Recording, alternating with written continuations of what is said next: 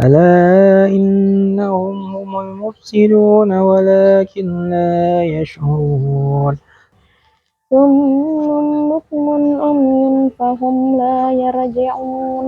Ayat 11. Dan bila dikatakan kepada mereka, janganlah kamu membuat kerusakan di muka bumi.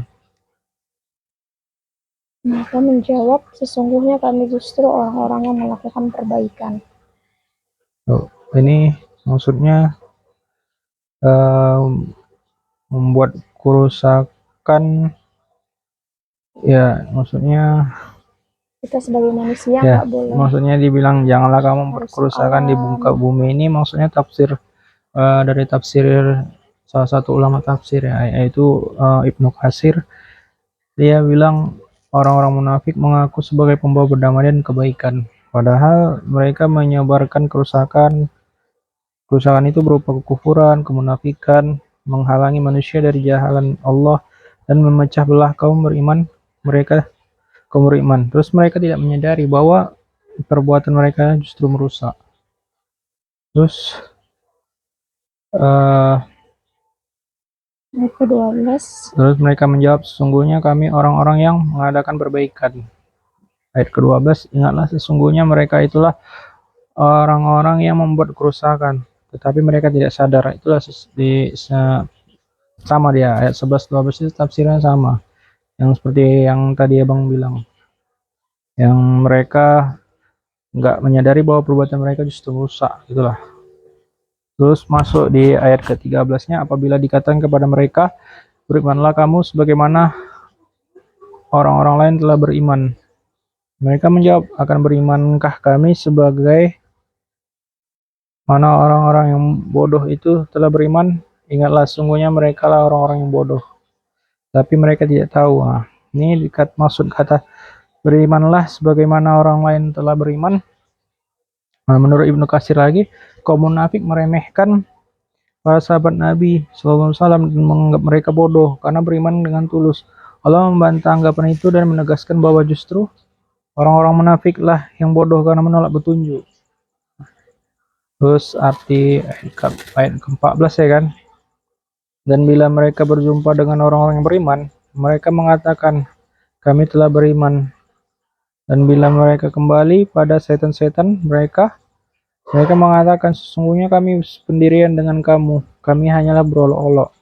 Nah, terus lanjut di ayat ke-14 kan, apabila mereka bertemu orang-orang yang beriman, nah, mereka berpura-pura, ya kan, berpura-pura beriman di hadapan kaum muslimin demi menjaga kepentingan mereka, ya kan.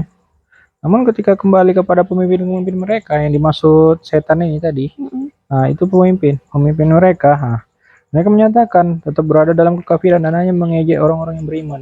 Buka dua lah ya kan munafiknya kan. Nah itulah. Terus masuk ke ayat ke-15 sampai 16. Allah akan membalas olok-olokan mereka dan membiarkan mereka terombang-ambing dalam kesesatan mereka. Mereka itulah orang-orang yang membeli kesesatan dengan petunjuk. Maka tidaklah beruntung perniagaan mereka dan tidaklah mereka mendapat petunjuk. Nah maksudnya Allah akan membalas ejekan mereka itu kayak mana? Allah memberi mereka sempatnya hidup dan tenggelam dalam kesesatan sebagai bentuk penangguhan sebelum datang azab.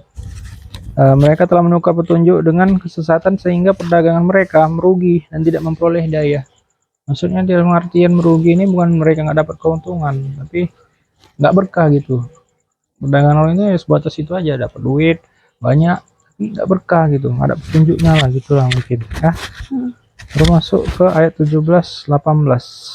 Artinya perumpamaan mereka adalah seperti orang yang menyalakan api, maka setelah api itu menerangi sekelilingnya, Allah menghilangkan cahaya yang menyinari mereka dan membiarkan mereka dalam kegelapan. Mereka tidak mendapat melihat. 18 ayat 18, mereka tuli, bisu dan buta, maka tidaklah mereka akan kembali ke jalan yang benar, ya kan. Nah, menurut Ibnu Katsir ini perumpamaan orang yang menyalakan api. Ini orang munafik diibaratkan menyalakan api yang sebentar menerangi, kemudian padam sehingga mereka kembali dalam kegelapan. Mereka pernah melihat cahaya kebenaran, tapi karena kemunafikan Allah mencabut cahaya itu, mereka menjadi tuli terhadap kebenaran, bisu untuk mengucapkannya dan buta untuk melihat petunjuk. Kayak misalnya, jelas-jelas jangan lihat belok ke kanan, kita belok ke kanan. Itu masuk ciri orang munafik nggak tuh? Nggak sih. Bandel aja ya, menolak kebenaran ya. Juga ya. Masuk ayat ke-19, atau seperti orang-orang yang tertimpa hujan lebat dari langit disertai gelap gulita, guruh dan kilat. Mereka menyumbat telinganya dengan anak jarinya karena mendengar suara petir. Sebab takut akan mati, dan Allah meliputi orang-orang yang kafir. Nah, ini menarik nih. Soal ada petir datang, kita kenapa nggak boleh nutup telinga ya itu? Karena kita nanti dianggap seperti orang munafik itu. Filosofinya ya.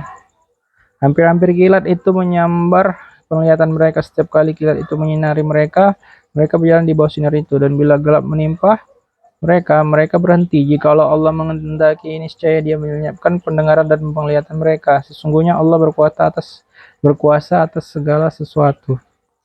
Nah, dari arti ayat tersebut, Ibnu Katsir menafsirkan hujan menggambarkan Al-Quran yang membawa rahmat.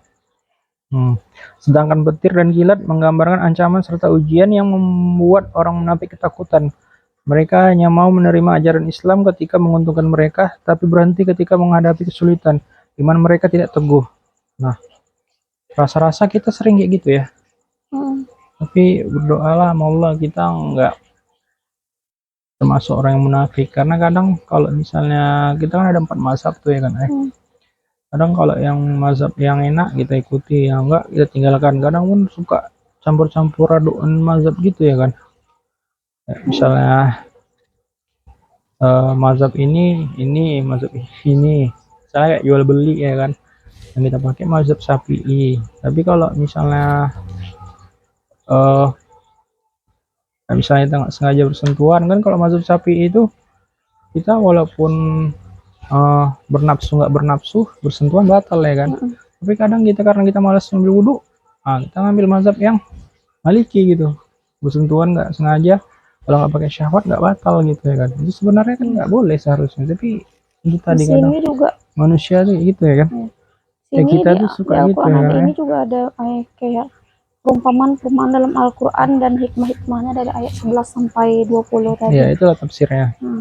Ayat 11 tadi kan pada intinya yaitu tentang melanggar nilai-nilai yang ditetapkan agama akan mengakibatkan alam ini rusak bahkan hancur. Jadi nilai-nilai agama, aturan-aturan Islam yang sudah diatur oleh Allah, kalau kita melanggarnya sesungguhnya itu sebenarnya hal kecil apapun dapat merusak bahkan menghancurkan bumi gitu ya. Iya, merusak contohnya alam, contohnya kayak para koruptor yang ibaratnya serakah seperti kejadian di Aceh kemarin kan, terus di berbagai pulau di berbagai kota di Sumatera, berbagai daerah di Sumatera Utara kan, itu banjir itu kan memang datangnya dari hujan, tapi kan gelondongan-gelondongan kayu itu kan akibat dari keserakahan yang dilakukan oleh para pejabat gitu. Seandainya mereka menerapkan ataupun mengikuti aturan Islam, mengikuti aturan Allah, tidak melanggar aturan Allah, yang hal kayak gitu nggak akan terjadi kan. Gelondongan kayu itu nggak akan merusak bumi, nggak akan sampai menghantam banyak nyawa manusia ya kan. Satu lagi nih yang lagi marak nih, kasus LGBT. Nah itu kan juga buat kerusakan tuh kan, udah dikumpulkan ya kan, diakumulasi, kenapa bisa jadi kayak gini. Kemudian di ayat ke-12 ini juga kan Bang, katanya itu tentang pengetahuan dan kekuasaan Allah itu meliputi orang-orang kafir, ya kan, termasuk di situ. Ayat 13, orang itu sesat karena keingkarannya dan tidak mau memahami petunjuk-petunjuk Allah. Dalam ayat ini karena mereka itu ingkar dan tidak mau memahami apa sebabnya Allah menjadikan nyamuk sebagai perumpamaan, maka mereka itu menjadi sesat. Kemudian ayat 14, orang fasik dialah orang yang melanggar ketentuan-ketentuan agama, baik berupa ucapan maupun perbuatan. Kalau kita udah melanggar perbuatan maupun perkataan ataupun ucapan, berarti kita termasuk orang yang fasik. Gitu kan, Bang? Iya, Bang. Abang tambah sadar sering tuh gitu. Nah, itulah. Tapi harus pelan-pelan kan. Iya. Kemudian di ke-15, khalifah bermakna pengganti pemimpin atau penguasa. Nah, ini tadi berkaitan tentang di ayat ke-1 sampai 4 tadi ya.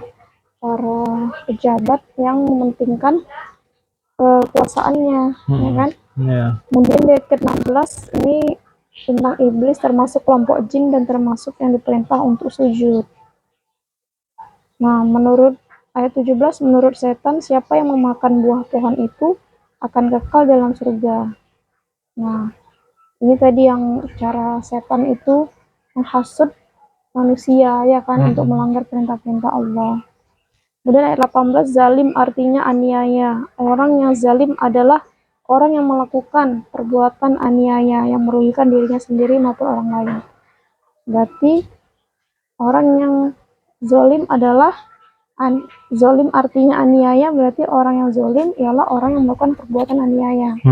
Aniaya di sini tidak hanya fisik ya kan, tapi mungkin menganiaya orang secara batin tidak termasuk perbuatan zalim ya. Kemudian ayat 19, Nabi Adam alaihissalam dan Hawa memakan buah pohon yang dilarang, mengakibatkan mereka diusir Allah dari surga dan diturunkan ke dunia. Jadi perumpamaan contohnya tadi dari ayat 19 kan, karena Nabi Adam dan Hawa berhasil dihasut oleh setan untuk makan buah kuldi yang sudah ditetapkan Allah jangan dimakan, sudah dilarang Allah jangan makan buah kuldi, sudah dilarang Allah kita jangan mendekati zina, jangan minum keras, jangan main judi, ya kan. Kemudian ayat ke-20, kalimat itu menurut sebagian mufasir adalah ucapan untuk memohon ampunan ataupun taubat. Jadi ayat 20 ini ketika kita melakukan kesalahan, hal yang pertama kita ucapkan adalah permohonan maaf, ampunan dari Allah, serta melakukan salat taubat. Ya, pelajaran yang bisa kita ambil dari ayat 11 sampai 20 ini salah satunya yang mengaku berbuat baik jika sebenarnya menimbulkan kerusakan. Terus yang meremehkan orang yang beriman dan taat kepada Allah. Terus kita harus hindari sifat munafik, berkata lain di depan, lain di belakang. Terus satu lagi, terimalah seluruh ajaran Allah, baik yang mudah maupun yang berat. Itu yang paling agak susah gitu ya. Yang kelima, yang terakhir, mohonlah kepada Allah agar diberi keimanan yang kokoh dan istiqomah. Nah, sekian sampai sini belajar kita hari ini ya. Sadaqallahul azim. Kemarin itu adik udah sempat baca sampai juz 1 tuh sampai habis. Artinya waktu sama abang masih di